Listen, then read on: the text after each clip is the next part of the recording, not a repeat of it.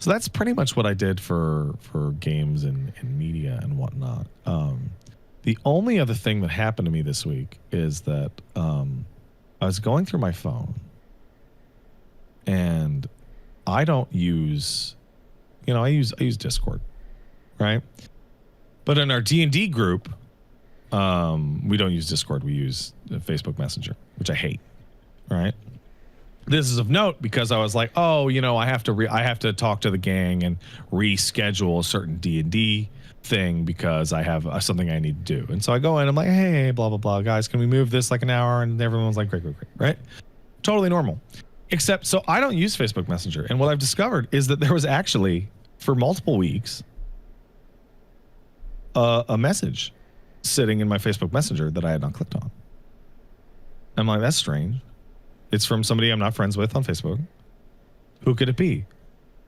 And I click on it, and it is from the day after Jimmy left the D&D group. From Jimmy. And I'm like, oh, this is unexpected. Epilogue? Okay.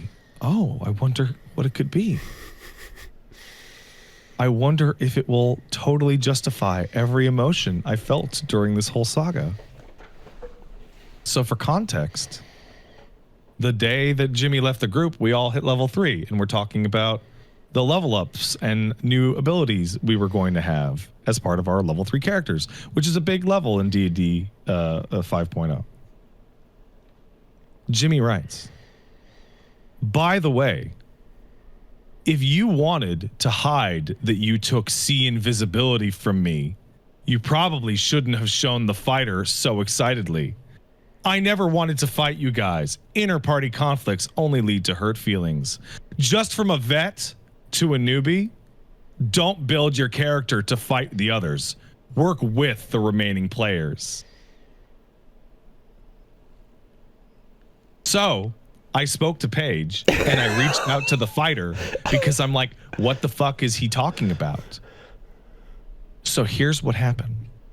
You remember when I said that Jimmy had been shape changing and going invisible constantly in the background to constantly take attention for themselves while everybody else was playing? Right. At level 3, Light Clerics, the class I had to switch to because of all that stuff with the Warlock that Jimmy took my class because he lied about it. They get See Invisibility as a base level ability. And I believe that when Jimmy heard that, thought that I had taken it specifically to fuck with him.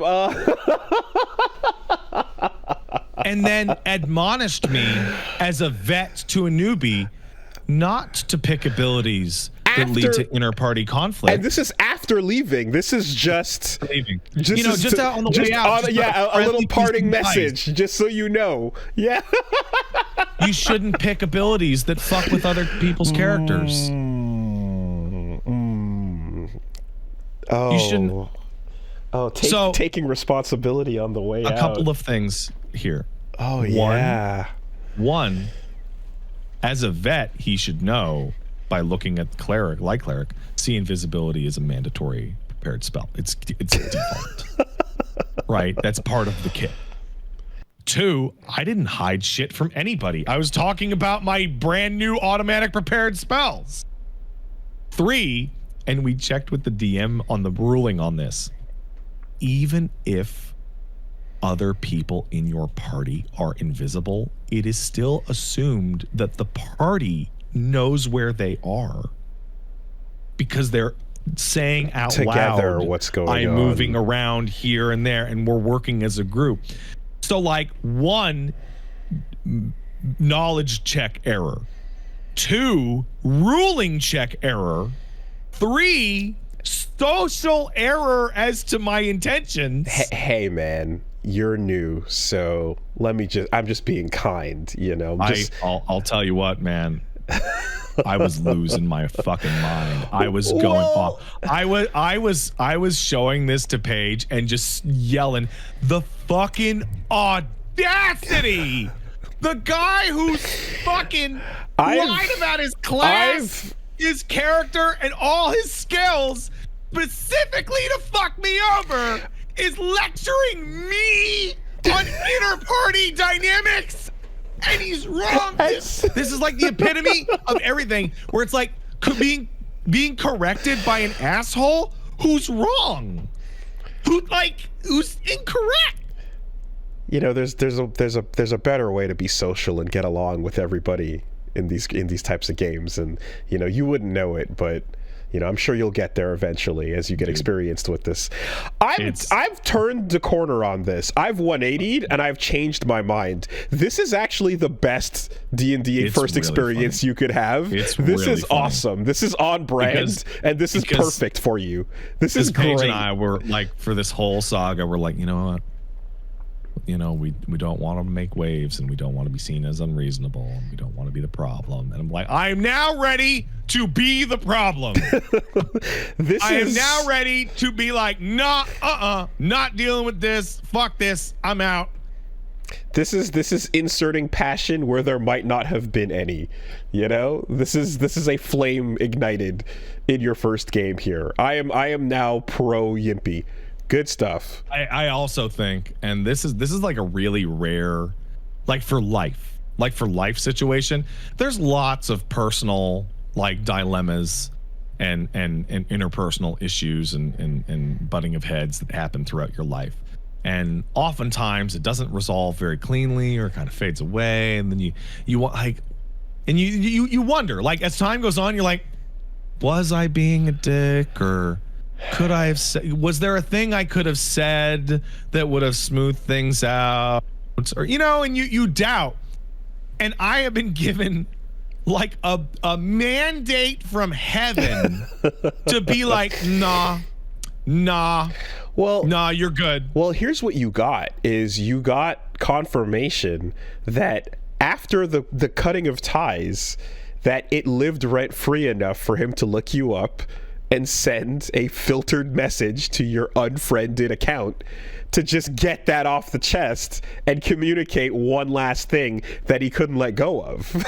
Right? It's like, I just want to send this out so that I can know that even though I'm leaving, I wasn't the problem. I mean, it was really everybody else. That's kind of incredible. That is. It also makes me wonder if the stated reason for leaving, being didn't like the paladin's behavior, is only part of the reason for leaving.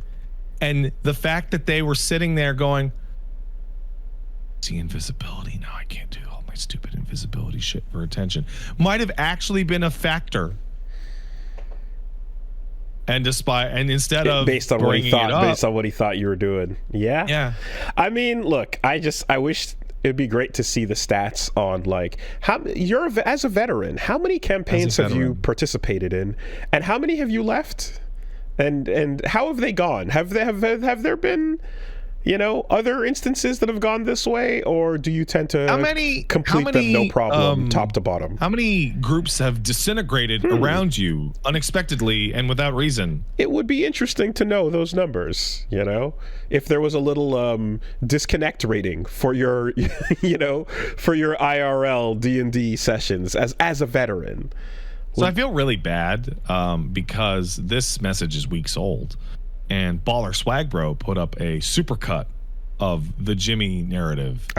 Like the entire Jimmy story, where they cut the podcast and Paige's stream and my stream.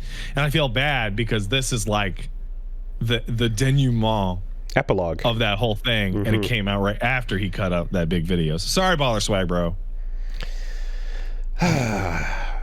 I mean, it's always nice to kind of like just get a little like, that's where you were mentally, you know, at this. But you also, don't get that. But also, you never get that from anybody. Like this is more closure than people get in their divorces.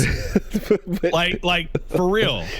But at the same time, it's like, I'm hearing what those words you just said, and I'm thinking of the person who's screaming at the top of their lungs in character and you know, getting into like actual fights and yeah, like that's solid. That's a good bit. I'm now glad that this has gone this way. It's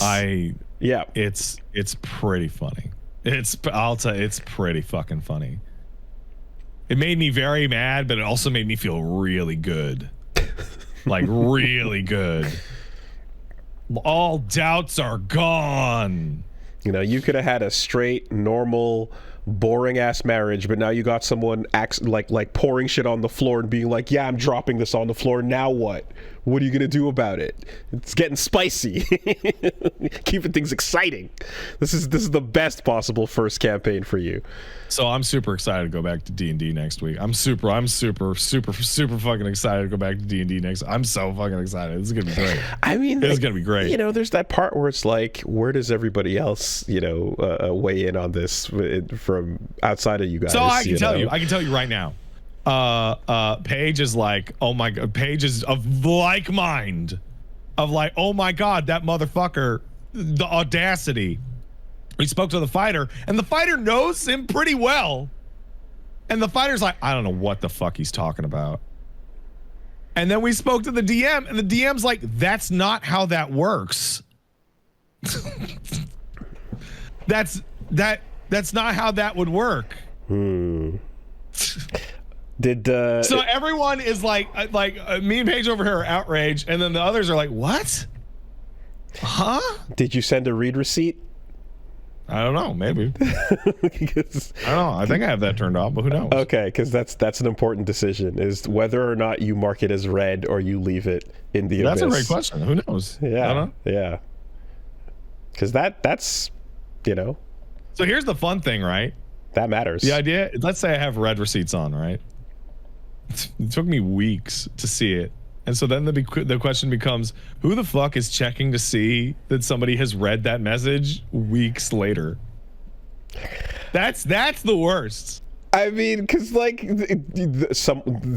Jimmy is. Yeah, Jimmy. And again, the decision is yours to decide whether to let it rock or even just little, all right, hey, thumbs up, champ. Whatever you say. Sure thing. Oh. Good stuff. All right.